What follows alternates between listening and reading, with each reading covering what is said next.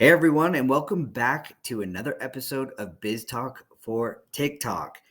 Today's guest is Liz Hilton, and she is the owner and founder of Swaddle. You may have seen her over on TikTok as she is 100,000 followers that is targeting a product that is for your baby. If you're a parent out there and you've had a baby, you know the importance of swaddling. And she's developed a really cool, soft and stretchy swaddle that is designed for your baby and to make it comfortable. Now you can actually go check her out on TikTok at the Swaddle and follow along with some of these videos we mentioned. And we're going to learn from Liz some of her success and secrets to TikTok, but Mhm. also her backstory of how she's got into this space and what she has learned along the way to help you as a business owner or in the e-commerce space or anything like that be able to learn from her mistakes and be able to have a step forward in the process. So, Liz, welcome to Biz Talk for TikTok. Thank you, Kyle. It's such a privilege to be here sharing my story.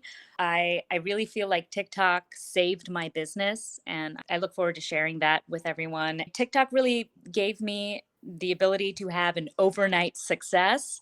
Of course, it only took me 6 years to get there, but I'm basically an overnight success. I love that you say that because people sometimes they're looking from an outside perspective and like, oh wow, she got so lucky. But a lot of these Yeah. people who are in this position have been working a lot harder. They've been doing things in the back end. They've been running e-commerce. They've been grinding in marketing. They've been Yeah. trying Facebook ads. They've been trying Instagram. And then because of TikTok and their awesome algorithm, which we can dive into and why that is so important, is really been helping these business owners. And for everybody listening, we're gonna let you know that TikTok is not all about virality. Like you Mhm. don't need virality to have success, and Liz will Oh, yeah. definitely dive into that. But Amen. Liz, like, what was that? There was a video that really popped off, Yeah. and I believe right now it's sitting at 12 million views. But talk Yes. to me about that video, really Okay, quick. it started with I just uploaded. I was not expecting anything from TikTok. I uploaded a few videos that I had that were reels on my Instagram from a year before. I uploaded them to TikTok to see what would happen. I wasn't expecting much. Within minutes, I realized like one had 500 views, and I would never get that many on Instagram. Right? And I got all these comments, all this engagement. People were asking one question: how do you put it on? And it's actually super easy to put this on. It's way easier than any other product, but if you don't know, you don't know. So I found a video my sister had taken of me putting my product on my 3-week-old son, and it was from like the year prior. And I uploaded that. It was a 60-second video, Mm. and within an hour I noticed I had 30 sales on my website. I had not made that many sales in a month on my website, like in a really, really, really, really long time, if ever. And by the next day, after 24 hours, I had 341 sales in that one Wow, day. And that video had amassed 1 million views in one day. And then by the end of the month, it had 10 million.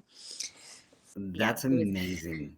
Like, it was incredible. I felt it was that whole day. It was just an incredible day. It was an incredible yeah. day. It was a Friday, and I remember by Monday I had hired a full-time employee and I had my machine running 24/7. I didn't even have that any inventory, and I managed to get everything out within 4 weeks.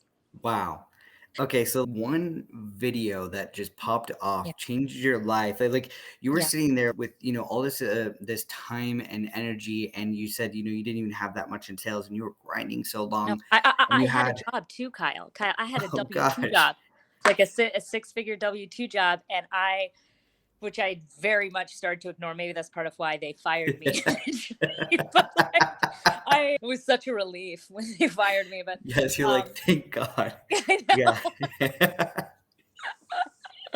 so That's funny. so But that's yeah, so funny. Okay, you're sitting there and you have a job before and you were passionate about your product. You knew that it was something that was worth it. That's the thing as well. Like there's a lot of products out there that we just don't know about because they have not had the money to market it correctly. They yeah, don't have the money to push it, right? But hmm because TikTok gets that organic reach, there's companies and products out there that are now getting seen, thank goodness, for people to be able to purchase because like the Swaddle is amazing, right? Like it's a great yeah. product and clearly people love it. Like 341 people bought it. And then you were like, holy, okay, I got to neglect my regular job because I gotta get this going. This is like my passion, and I Yeah, think there's a it was awesome. yeah, probably a lot of entrepreneurs out there that understand that 100%. They're praying that their side hustle takes off so they can Yeah. just give the like middle finger straight Actually, this up is to their something I want employer. to comment on, Kyle, because like Yeah. a lot of entrepreneurs think they have to have one or the other. I really highly recommend doing what I did. I did start off my journey as an entrepreneur leaving my day job. I didn't want to, though. They just fired me because they thought it was a conflict of interest, and I'm like, well, whatever. But then when business got skinny and I had to do something, I went back and I got a job working for another company. And I think there's no shame in that. There's no harm in that. I learned so much from my W-2 jobs. Mhm. And like the fact I don't want to work a W-2 job anymore. I was um, just gonna say that. yeah. But I think it's good to have, yeah, you have to have a backup, like, and especially as a small business owner doing everything, keep your day job until you can't. And Yeah, that's what I did. I honestly, I'd probably do it the same way again, because it was, totally. honestly, I did like my job, and my job was very, very similar to Yeah. what I do. Mhm. I'm good at programming and machine stuff, so that's what I was doing. It was fun. I loved my customers. It was great. I had respect. It was a really great job, but there's no way I could have left it unless I was forced to. So, yeah. Yeah, no, 100%. And I do agree. Like some entrepreneur, like they feel like to be an entrepreneur, they can't have a normal job and they have to just be doing their side hustle. But I don't believe that's true either. I'm grateful as well, like you just said, I call it corporate America, like those jobs, because they really helped define what I don't want in my life and who Hmm. I don't want to be as like an employer as well. You know what I mean? Like Yeah, learning company culture where people think that good company culture is just pizza party in the break room once a month. Like that's ridiculous. So, it but I is. love But like yeah, I love that. So, people are probably interested. They're like, okay, Liz, what the hell? You just talked about getting fired. You're doing this. You're having so much success. But people obviously want to know what even got you started in this space. What the hell's your yeah, career journey? We got to yeah. know this. And ever since I was a little girl, ever since I was 11, I wanted to be a fashion designer. And my dream school was the Fashion Institute of Technology in New York City. New York City is actually where I was born, but I was raised in New Jersey. And by the time I was 14, I'd go into FIT on the weekends for the high school classes. And I started to develop my portfolio then. And Nice. I actually was the youngest person to ever get into and graduate from their 1 year accelerated program. Awesome. So I got at FIT, you do an associate's and then you reapply for their bachelor's. You cannot be in their bachelor program without having their associate program. But in their bachelor program, you have to choose a specialization. And one of those was knitwear. And I chose that one because it was a more organic way of design. It wasn't about walking into a fabric store and sensing what fabrics speak to you. You were completely in control of the fabric because you were Mhm. making the fabric.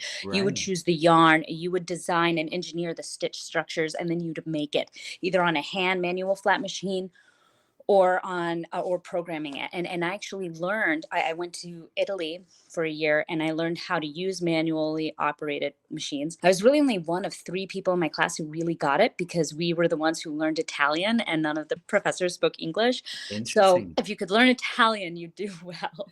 So now I speak Italian, which is really cool. I haven't really used it that much. It's a fun party trick.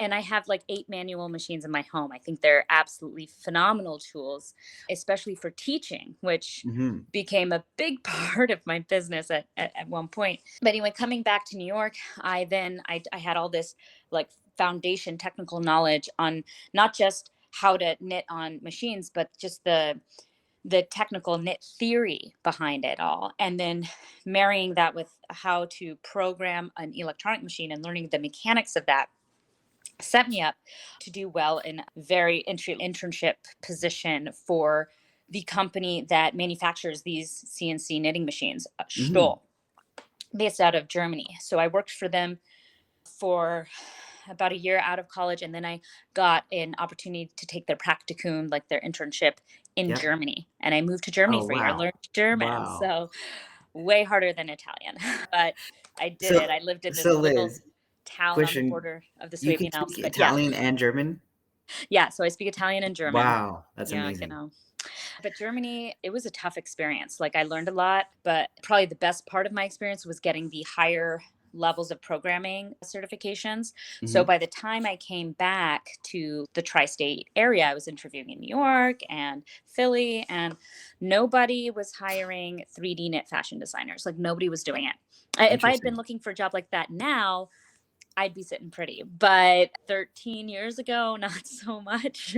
Anyway, it was tough, but I ended up hearing from a recruiter to Mm. recruit me to Grand Rapids, Michigan for a an opportunity to bring 3D knit solutions to the office furniture industry. Interesting. Okay. And yeah, they flew me out. They wined and dined me. I'm like 22.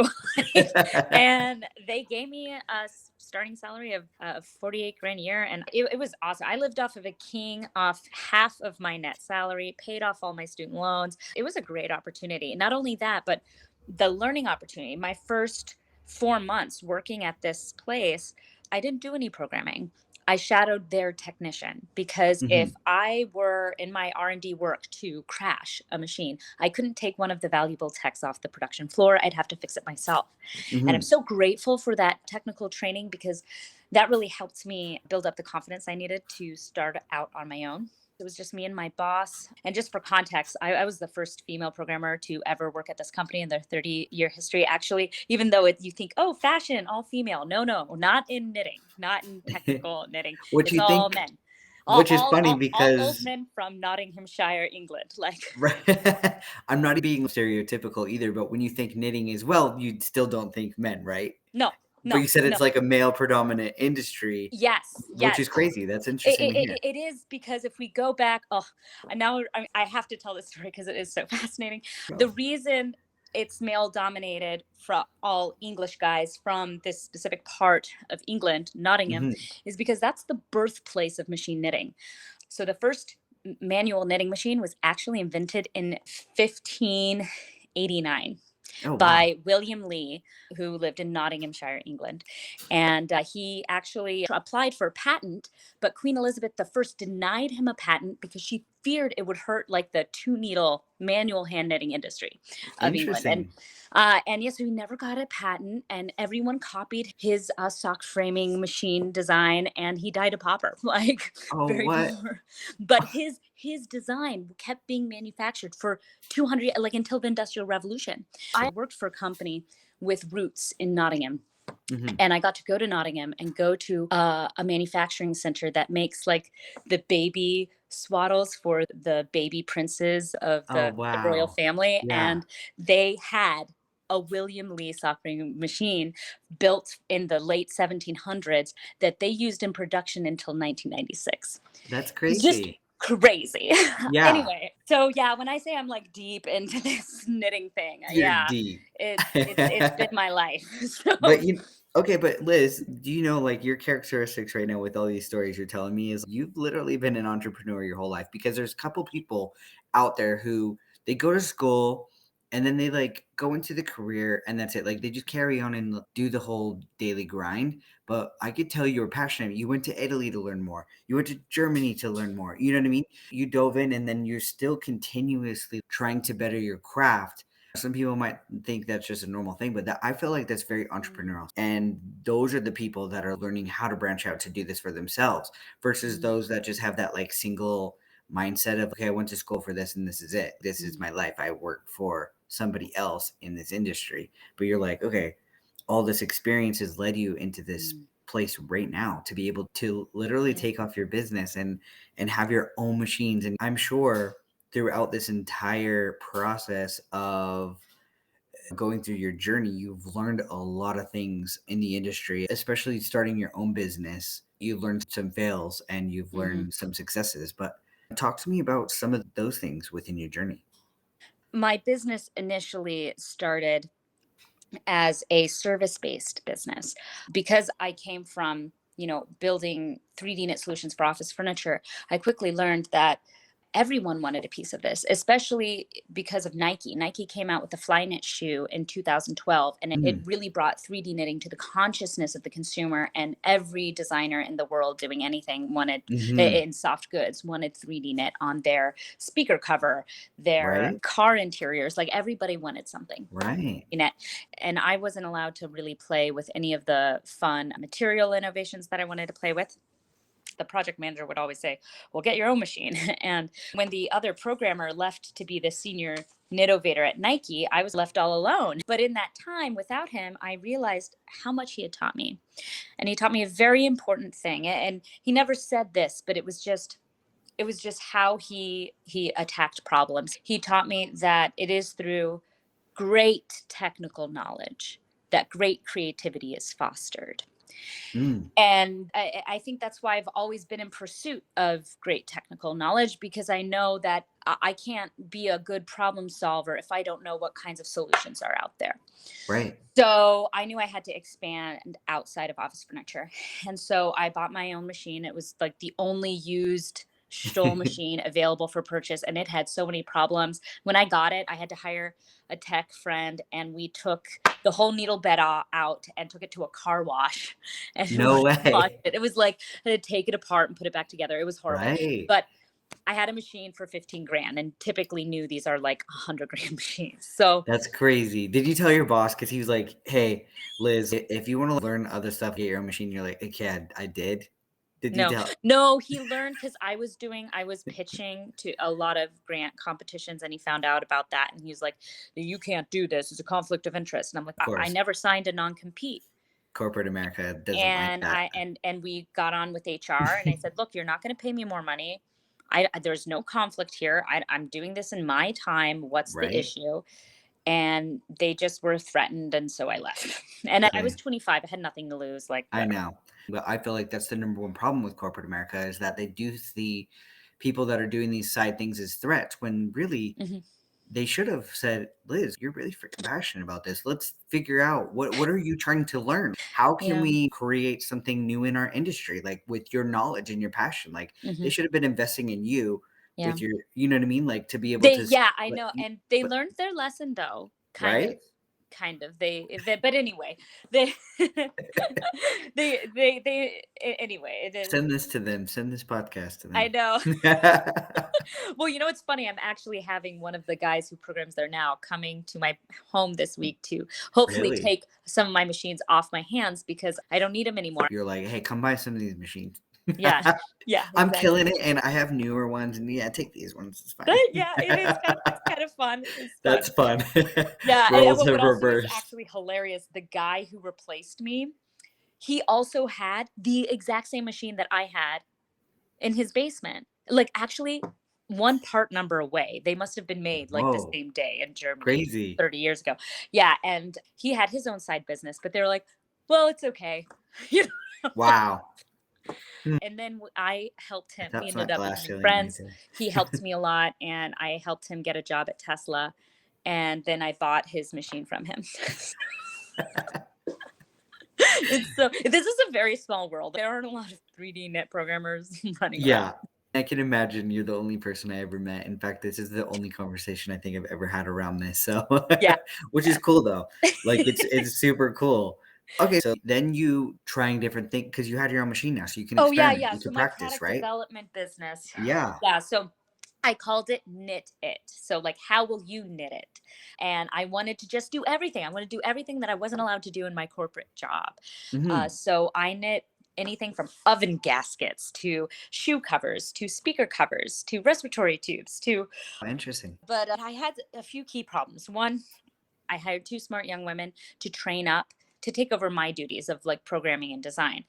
And I met these ladies because I was also teaching. I was teaching at the local College of Art and Design. And I was doing these intensive courses at the University of Michigan for their architecture department because they had a knitting focus as well. So I hired a girl from each of those institutions.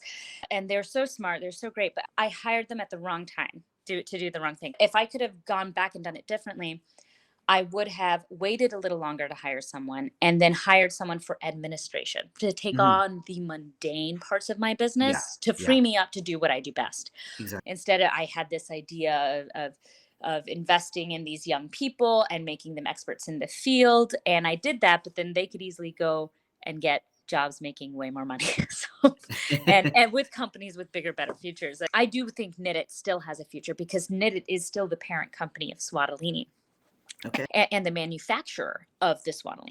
What happened was I had my first baby in August 2017. And shortly after that, I lost both of my employees.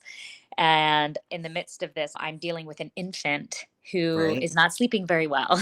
And it Yeah. kind of hit me, you know, he's always getting out of these swaddles and he's waking up. And I had also been working on a project on compression garments for kids with Hmm. lymphedema. And I Oh, thought, cool.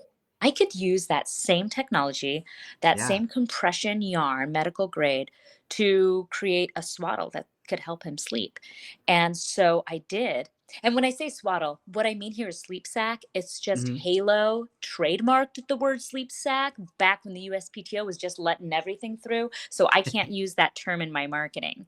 Right. It's absolutely wild. Anyway, so I create this swaddle, this 3D knit swaddle and or sleep sack. I try it on my baby. I put him down for bed. I go to sleep, and my husband and I wake up in the morning realizing, oh my God, we just slept through the night. We run Yeah. to the Did we? crib to make sure he's okay. Yeah. And he's just sleeping there Like a peacefully. baby. And my husband gets so excited. He takes my shoulder. He's like, Liz, you're going to sell 1,000,000 of these. And in that moment, I'm like, oh, this is going to be a lot of work. And it was. It was work. So, yeah. That's funny though, but it's really that moment where you know it's going to be a success when it really revolutionized your life. Like you and your husband literally got sleep, and when Yeah. you have kids, Amazing. that's a really important part because you're not just a parent. Like you do have other duties. Even if you are a stay-at-home parent, you still have things like you got to maybe upkeep the house or stay awake to feed Yeah. your baby. So telling them that hey, this product might help your life, like not even Hmm. your baby be able to get good sleep, but help impact you. People Yeah. are like, sign me up. Where's Yeah. like, where do I buy? Like, And where then, where do and I then do this? it actually, I didn't think I'd have a lot of repeat customers because it's only for a short period of time Hmm. that babies can use this. But I was wrong. I have a lot of repeat customers because a mom will buy this, use it, love it, and then buy one for all of her friends. Right. And so I get a lot of repeat business, which is beautiful. And I know that's how businesses grow. I'm privileged. And I don't guarantee that this will like help your baby sleep through the night. Mm. However, it will help your baby sleep better and certainly better than most other products. I had one friend whose baby would only sleep 20 minutes at a time. And Oh she said, oh my gosh. gosh, he slept for 3 hours at a Yeah, time that's a last night. I was like, lot. oh no, is it not working? She's like, oh no, no, no. He only sleeps for like 20 minutes usually. So this was a huge improvement. And the Swaddle is a really phenomenal example of human centered design Hmm. because not only did it solve the problem in my life, I was able to workshop it with all the moms in my social circle who all contributed great information, like the diaper flap at the bottom. It's this little flap that opens up so you can Yeah. change the diaper in the middle of the night. that Right. that a girlfriend of mine said, you know what, that would be really cool if you could open it up from the bottom. And I was like, that is really hard to program. But I spent a couple weeks. I figured it's probably worth it, and I figured it out. And I'm so glad I did because Yeah. it's the wow factor. So Exactly. So you yeah. don't have to unswaddle your baby, so that way they can stay comfortable, stay relaxed, Well, quickly not do the just that, it change. also makes it way easier to get on because you just put your arm Right. through the opening and then through the Interesting. arm tube, Yeah. and that's how you get the arms through. Nice. And what's great is that in a lot of swaddles, it's making the baby too tight and they can't Hmm. move and they get really frustrated, and that's why they break free. In Hmm. mine, they feel that tight hug, Right. but they, because it's four-way stretch, it's 3D knit, they can actually move around. Their motion is not So restricted, they feel but that they have hug, a but they tightness have and hug. that mobility. Now, Yeah. here's the education piece. It's hard to communicate that to the consumer, especially if Mm. a consumer is not familiar with the difference between a 3D knit product versus otherwise. But once you touch it and feel it, you're like, oh, yeah, babies can move in this. This is super Yeah. stretchy and very breathable. Right. That's part of the reason why it was so difficult to get this product off the ground, because it's so radical. Like, it's Hmm. so different from any other product on the market. And whenever you have a product that is both new and innovative, it's very difficult to sell. And then, of course, I have that in the baby space, which is one of the most difficult industries to break into. Very saturated. Mm, Mm. yeah. So okay, so like now you have this new product, the Swaddleini, and you go to market with it because obviously you're like just gonna sell like crazy. Like I'm ready to make all this money because your husband's like, this is it. You're gonna sell a Yeah. million, Liz. But Yeah. the truth is, what happened? I Like mean, you at get. first, I'd get great feedback at baby shows. I won some entrepreneurial competitions, which made me feel pretty good. Mhm. And everyone had positive things to say. But the people that were buying my product were mostly people I met in person at these big baby shows. Right. And when you meet me in person and you can touch and feel my product, it's a lot easier to buy it because you trust me, you know how soft and stretchy the product is, you know what it's supposed to look and feel like, and it's a lot easier to trust it. And I launched it August 2018, so a year after my son was born. And I just did baby shows, and 2019 comes and I'm like, you know what? I'll do more baby shows. And that's how I'll grow my business. Yeah. And I did the Juvenile Manufacturer Product Association show where I got connected with Bye Bye Baby, Walmart, Zulily, HSN, QVC. And I thought, this is going to be it. This is going to put me on the map. And I started an Amazon store as well, thinking this is going to do it. This is going to do it. Right. This is the success. Yeah. All I have to do And is of start course, an it, Amazon it turned store, out and it I'm. was all Yeah. lies. It was all lies because what they don't tell you when you're a product based business is that places like Amazon, Etsy take 27% and you do the shipping, you do the fulfillment, you do everything. They do nothing. In fact, they ask you to purchase more marketing on their website, as does Walmart and Bye Bye Baby. And then the QVC and the HSN, everybody wants to buy it at Keystone price, which is Mhm. 50% of retail, but you're still shipping it, you're dropping it, drop shipping it, so they might provide the label, but then you have to physically put The it in the there and ship labor. it, Yeah. and you have to pay the EDI fees, and there's no volume. There's no volume. And I even convinced Bye Bye Baby to buy it from me and do their own fulfillment, but they never bought volume. They're like, well, we're just going to test it. We'll buy like 60 here and 20 here. I'm also paying 20 grand a year in insurance. Like, typically for a business, you get, for product liability, you get like 2 million coverage, but Mhm. they needed 3 million and 1 million aggregate. It was way more. And Yeah.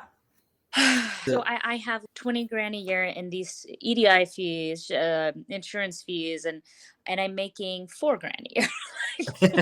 So it Yeah. was bad. It was bad. So September 2020 rolls around, and I'd given it everything I had, Mhm. and it wasn't enough.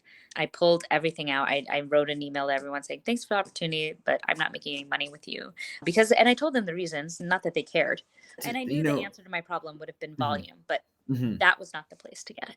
Yeah, it's interesting because, like, so you're telling me, like, these places people are selling, but they're taking a lot of fees, and it's almost like they're saying, "You have to do everything, but you have to pay to use our name." Like, you have to pay to say, "I sell on Amazon," but they're not doing anything for you. Like, there's no market, like, you have to pay for the marketing. You have to do Mhm. all those things. So it's like, shit, what does that mean? And I think that's why we do see a shift in social media where a lot of these people are grinding every day for like their marketing because they can't afford with the insurance Mhm. fees and everything, they can't afford it as a small business just starting out. So they have to turn to social media. A lot of people are using Facebook. People still are, which I'm trying to Yeah. tell them like, look, there's no reach there anymore. So that led you to, okay, did you think, okay, I'm gonna try TikTok, or how did that kind of come about? Oh, how did the TikTok? Actually, one of my girlfriends, it's funny, my girlfriend who's like 45 is like, Liz, let's learn the shuffle dance. And I'm like, what the heck? And I download TikTok and I'm just like, ugh, this is horrible. I hate it. And I It's like undownloaded it. cringy. Yeah. And I think, and then she told me to do it again. I did again. I'm like, I really don't like this app. And she's like, you would be great on TikTok. You're so funny. You know what? Maybe your business would be good on TikTok. Just interact with it a little bit. Let it know who you are. And I thought, okay, fine, I'll do it. And then so for the third time, I download it and I just interact with it for a couple minutes. Yeah. Within 5 minutes, TikTok knew me better than I knew myself. And I got addicted. I got addicted Christmas of 2020. Going into 2021, in January 2021, I realized, okay, I'm addicted. I need to set up a business account so that this becomes work and it'll ruin the platform for me because I used to like Pinterest, but then I made a business account and now it's like work. Instagram Right. work. Is there Right. Facebook work? So I don't go on those apps because I'm like, oh, it's work. And so I I just uploaded a few videos that like I had last uploaded on Instagram the year before, and they started getting views. Like one of them had like 500 views, one of my first Right. videos within minutes. And I thought, this is very unusual. This is more than I get on Instagram. And I had people engaging with it and commenting. And the number one comment was, how do you put this on? Hmm. And it's very easy to put this on. It's just like a sock. But if you don't know that, it's really hard to figure it out. So I just found a video in my phone from the previous year of me putting the Swaddle on my baby, and a 60-second video, and really nothing special about it. But that is the video that has 12 million views today. Right. And it got 1 million views in a 24-hour period of time. And I recall probably about 30 minutes or an hour after posting it, seeing, oh my goodness, I have 30 sales on my website. I hadn't made 30, I had been selling like 10 a month on my website. So to have Right. 30 sales within an hour was very unusual. Yeah. And then the next day, I had 1 million views on that video I had uploaded and 341 orders. I think I ended that month with about 800 orders, and I was able to fulfill them within 4 weeks. So, So it was, so you went from like 10 orders a month to 800. yeah. Yeah. So That's I went insane. viral on a Friday. And then by Monday, I had hired a full time employee. And I still had a W 2 job at this point. And it was just, oh, I remember that day. It was magical. It was magical. I felt like Cinderella. Like it was great. But what's cool though is that that wasn't it. Like that wasn't just it. Yeah, It it wasn't wasn't a just one that hit wonder. one, Well, I and then kept you're like, going with it. I kept yeah, posting every day, and I was having a ton of fun. And then February and March were slower. And I was also trying to build up inventory so I wouldn't yeah, be in a position like I was the yeah, previous month. But then April hit and my sales did start going down. And I was like, okay, I need to do something about this. And I was started posting 3 times a day. yeah. And I did that consistently. And then the last day of April, I had a BOGO, and I ended April almost as strong as January. Like Nice. I like those last 2 weeks, I made it happen. And that's when I realized, wow, TikTok has power.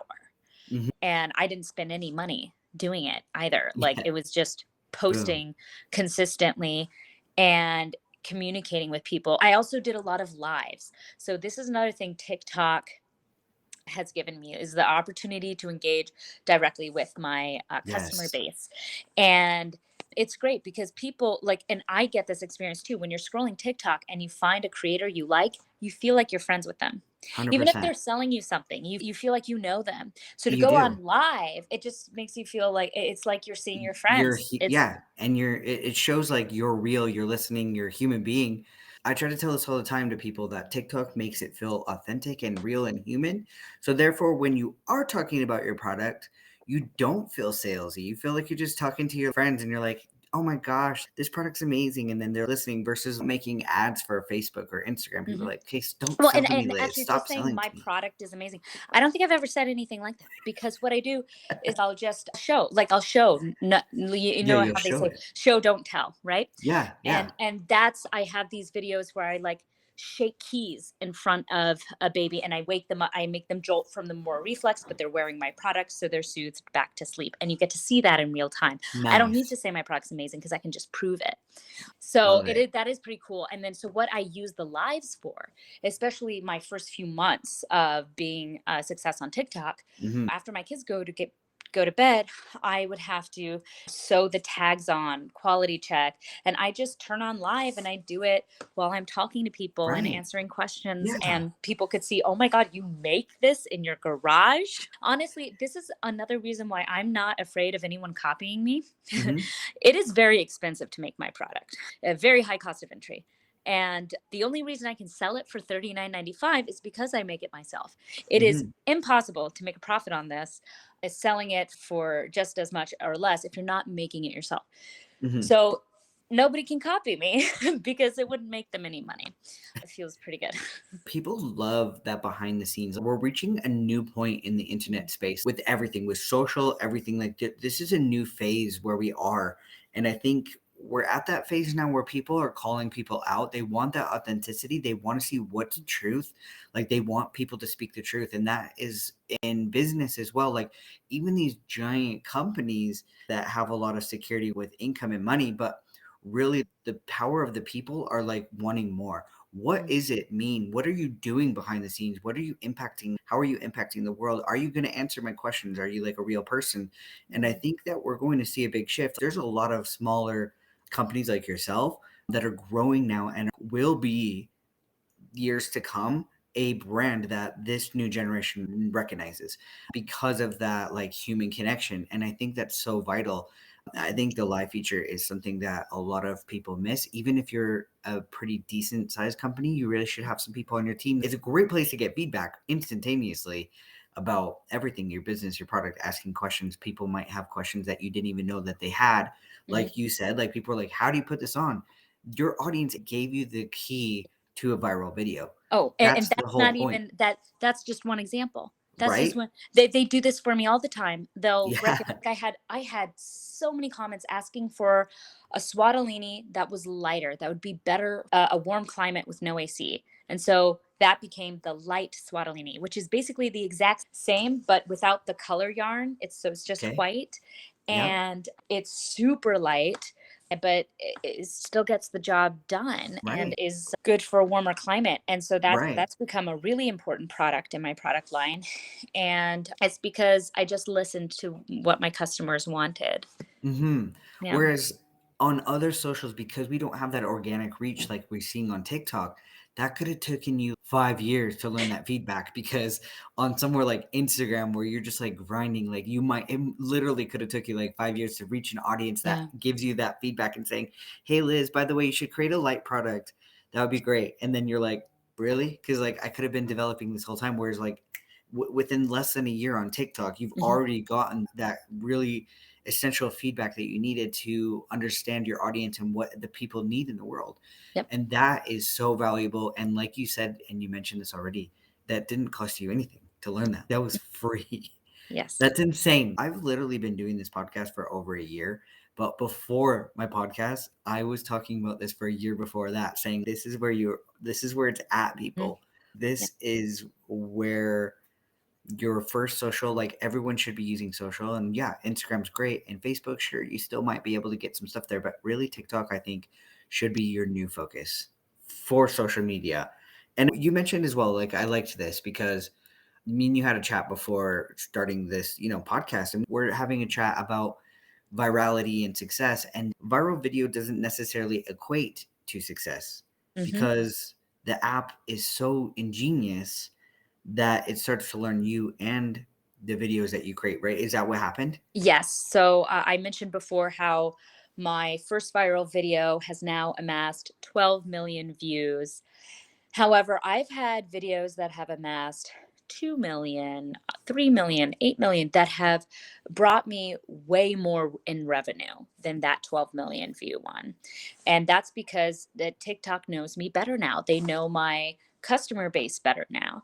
And so when I have a video that really like just ticks all the boxes, and they send it out to people who are very likely to have a baby in that range or know someone to have a baby. And I know this because like I have videos that even don't go viral that generate revenue for me because I see people tagging their friends in it, like, oh, this would help you. And I have so many people tagging me in videos of parents like who are like swaddling with a different swaddle and saying this doesn't work, and they're like, oh, you should try Hmm. swaddolini. So I think a great example of this would be, heck, last month I did very well and I did not have a viral video. Last month, April, I did almost as well as I did in January with my 12 million view video. Right. And I made almost the same amount of money in April, but no viral video. Yep. Yeah. So what I love about it as well is because as a consumer of TikTok watching, the app starts to recognize you as a consumer and saying, "Oh, here's some cool content." But I believe what happens as well is this is why it's so powerful. Like it's like a sales funnel. The algorithm is designed for the ultimate sales funnel ever. Whoever designed the algorithm is like the most genius person ever. Like Yeah. It's probably a team of people, it but is, yeah. but But but that team is Facebook, what insane, are they smart though? Is TikTok so that this is I don't know, because like Facebook, they right? designed their algorithm to not send your content to the people who want to So see you it, have so to that you pay keep wanting to buy more and more views, exactly right? So TikTok, by making it so now. sweet, they'll still make Now, money on it, right? They'll still leave Facebook in the dust, right?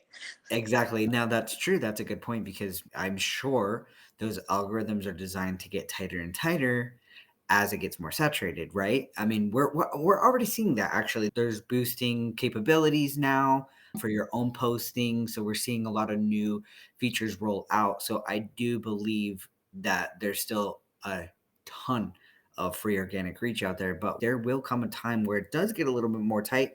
But mark my words, this is still a thing on TikTok. There's organic reach, but what happens is the algorithm also learns your videos that you're creating for your audience and recognizes it and is here's some videos for now this audience. And I try to tell people this as well, depending on your niche and what you're focused on, your views don't equate to success Mhm. because for instance, like if you're doing like knitwear with baby, that might be smaller than somebody who does dance hip hop. Do you know what I mean? Like that person dancing a hip hop video, a lot of people find it interesting, even if it's outside of their market. So they're like, view, view, view. So that's why like you see a lot of views. Where if it's very business industry specific, you might have 20,000 views, but that equates to the same as a dancer having 5 million views, right? But I try to let people know that. yeah, okay. So in to that point, now this is just my experience, but I remember doing this I'm a potato trend, and I thought it was cute because like they kind of look like a sack of potatoes in the Swaddle. Right. And that got like 500,000 views, maybe close to a million. It didn't Hmm. really generate a lot of revenue though, Hmm. because it was a trending sound. And that's Yes. when I started analyzing my videos, I realized, and maybe it's because of my niche and TikTok's learned my audience. Like my audience doesn't care for trends. Let Yes. the other creators do that, Yeah. because that's not what people are here for. They're here for Hmm. cute babies. They're here to hear my voice and my story. They're Yes. not here for me to hop on trends. 100%. You know how many people I've talked to about that is that they tried to go that way because they Yeah. think like, wow, TikTok's so trend based, which it is. Like, and Mhm. I think if you're new in the industry, try them out, see what happens. But it's funny that a lot of that style of video doesn't equate to success. Like you said, it didn't really do anything. Mm-mm. And the funny thing is, too, like in terms of followership, sometimes viral videos in the trend space actually don't equate to a lot of followers either because it's just something fun that people just scroll past. They like Mhm. that piece of content, like just that one little piece of content, but they don't associate it with anything valuable for them to follow. They're just like, oh, that was cute, next. Yeah. But like your videos where you're talking and stuff, then Yeah. people are like, ooh, Liz is giving a lot of value here. I like her as a person, so therefore I'm going to follow, I'm going to Mhm. engage, and I'm going to purchase. And actually, the one of my best performing in terms of revenue videos. I don't even think it has a million views, but Hmm. it brought in revenue. I've pinned it though because it was so successful for me, Right. because it was about my story and people Yes. loved it. Loved Right. it. So I yeah. know. That's what I love too. I'm glad that you mentioned that because some people listening in, they're like, they might not have product, but they might have a service or even just building your personal brand. You don't even know what you're doing yet. Mhm. But the one thing we all have, no matter what, even if you don't find it interesting, we all have a story. Yeah. That's one thing I try to tell people. We all have a story and we've all lived our life in a unique way than anybody else. Nobody has lived our life. We all have something to share. And people Yes. actually are very interested in Yeah. hearing that. Well, I know I am. That's like one of my Yeah. favorite things on TikTok is getting to know people who have totally different lives and totally different businesses, Yeah. totally different ideas, and just listening to their story. And I love that. I feel like I have diverse friends because I have the TikTok. Like, For yeah, sure, it helps you because it helps relate to like there might be somebody that's way outside your industry, but you hear their story and you're like, wait a minute, that sounds like my life. There's people going through this too, yeah, like, or oh wow, that's something I've never experienced, or you can learn something from everybody's story. But it is nice to feel human and connect with people on different levels. So I do tell people, like, you have to be like brave and just share it. You never know who's listening. TikTok has really changed not only your life, really, and then it's really helped develop your business to where it is, because Yeah. now you're doing this full time. Full time. And what's next for your business?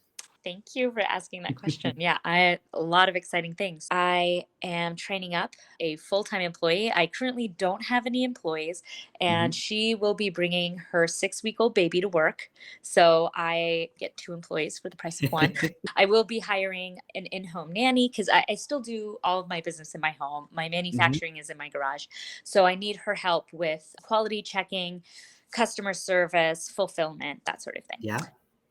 And I'm hoping if this works out, I can pull my kids out of daycare and just have an in home daycare thing going on. So we'll both be like really close to our kids while we work. And Yeah. and then I'm hoping to purchase another machine in the next 6 months. A year ago, I only had one swaddle making machine. Now I have two. I'm at a good pace to introduce a new machine every 6 months without going into debt. But I know that I have the option to go and get an investor, which I've never had really the option to do, or even to get a loan from a bank. I don't like that idea of getting an investor, but I'm at a point where it's worth looking into. I'm at a really exciting point where I get to examine, how do I want to grow this business? And that's my next step. I get to choose how I want to grow. Do I want to grow slowly, or do I want to grow quickly and exponentially? And hopefully in the next 18 months, I won't be doing this in my garage anymore. Right. You get a new employee and you get a new baby model, which is Yeah. really fun.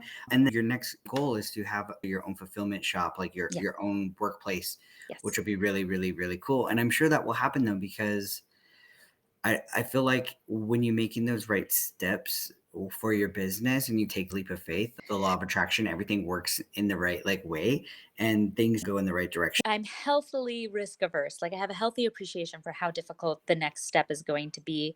I'm doing something that not many businesses have done, because Mhm. I'm having manufacturing, packaging, fulfillment, all under one roof. I Right. also plan on having a daycare there. So I plan on having it all. I'm actually due myself. I'm due for another baby in May. Oh, So yeah, I really congratulations. like the idea of having work and daycare in one place. So You just got a lot of baby models coming out of the way I here. do. I do. And you know what? I can never have enough baby models. I hope that's not part of your business strategy, just to keep having baby models. And your Yeah, husband's you know like, what? Actually, no, it is. So I'm actually rolling. I only have one employee, but I told her, you want to have another baby? I'm implementing a baby bonus program. So instead of penalizing women for having babies in the workplace, I'm going to be incentivizing it. You get $1,000 bonus at Swaddolini if you have a baby. Like, I'm definitely having a baby incentive program in my that's business. hilarious. I love that. I love that. Yeah. Oh, you're pregnant? Got you. Yeah. $1,000. Yeah. $1,000 for all those baby bills. Like, Dang, I got four. If we could go back in time and fast forward you here, I could you can come come work work for there. me. Like, yeah, that'd be good. Yeah. That's So hilarious. that's, yeah, I love that. I'm very much looking forward to it. That's so cool. And Liz, I'm sure a lot of people are going to be very interested. So they're going to want to follow you, and you can follow Liz at Swaddolini on TikTok. Yeah. But what else? What's your website? Plug everything. Oh, Do yeah. all your shameless plugs right now. This is a Okay. great opportunity. My website is swaddolini.com, SWADDELINI. And that's the same on my Instagram, Facebook. I post a lot on TikTok at Liz at Swaddolini. So, Awesome. And I made it really easy for anybody listening right now. All you have to do is go to the description notes of this podcast episode, and you will be able to find all the links to go follow Liz and go check out on her website and be able to purchase a Swaddolini for your baby or for a friend who's having a baby or just to have one because it's so cool. yeah. And this is And like one of also, the first of I its have kind. adult ones in case you want an adult swaddle. So that is also it. Yeah. Okay, I gotta put that. I'm gonna like plug a clip of that into the beginning because people might stick around and be like, "Wait, a what? An adult one?" Yeah, so this is another thing that was born out of the comments on my TikToks. Everyone's like, I want an adult one. And of course, I had made an adult one and put it on my husband and put it on YouTube like 5 years ago. Like, of course, I did that. But it was as a joke. But then I realized people actually really love to buy this stuff. So I made one, and the one that's on my website, it's just like a sack, Mhm. but it's because I'm using my bigger machines for it. But I'm redoing the design, and I'm going to be making it more like the baby one, but without arms. Mhm. And I'm not rolling that out yet until I get a bit. That's the next machine I buy. The next machine I Okay. buy is going to be exclusively for making the adult swaddlini. Okay. I'm super excited. And toddler swaddlinis. So Okay, without cool. the arm tubes. Yeah. I have been shipping a few out just because I get requests from moms who are parents of kids with special needs who can't Mhm. use blankets. Yeah. And the sleep sacks they have are working, blah, blah, blah. And I send Nice. them a sample and they love it. If you have a kid with special needs, you can email me. I do that for free. That's amazing. But for everyone else, like I am going to be making it a real product eventually. That's so cool. Will you please like put your husband back in it for a TikTok video? I should. Oh my god, I should. Yeah, I think I'll use because I the Next, one that I laying put my next to husband in. laying next to your baby. Yeah. Oh, it's funny. You know what's really funny? I don't know if you want to put this on your podcast, but on YouTube under Swaddlini, that video pops up. I think it's called Swaddlini testing, and my whole thing is I would never try something out on my baby. I haven't first tried out on myself or my husband. And then it's my husband, and he's got his arms in the tubes. He's got the diaper changing flap, but it's in the groin area to be funny. And then you know how YouTube shows you similar videos? Yeah. The similar videos next to that video are all about this weird form of kink where it's the woman is the baby and the man is the dom. And I think I like inadvertently created a new form of kink where like the Uh-oh. man is the baby and the woman is the dom. So it just is so funny. Yeah. Your husband's like, we're gonna sell a million of these in the baby industry. No, He Liz did is at not want. Liz is at Okay, a okay. different trade show So now. it's just funny how my husband really didn't want to do that, but it's just interesting. Yeah, Just that is interesting. interesting. No, for Mhm. sure. Go to the description notes, click that link, and you'll be able to find Liz. And Liz, I want to say thank you so much for your time today, for chatting with me on the Biz Talk for TikTok Yeah. podcast. Thank you. Thank you for having me. This has been so much fun. Thanks everyone for listening, and tune in to next week for the next podcast episode. Right.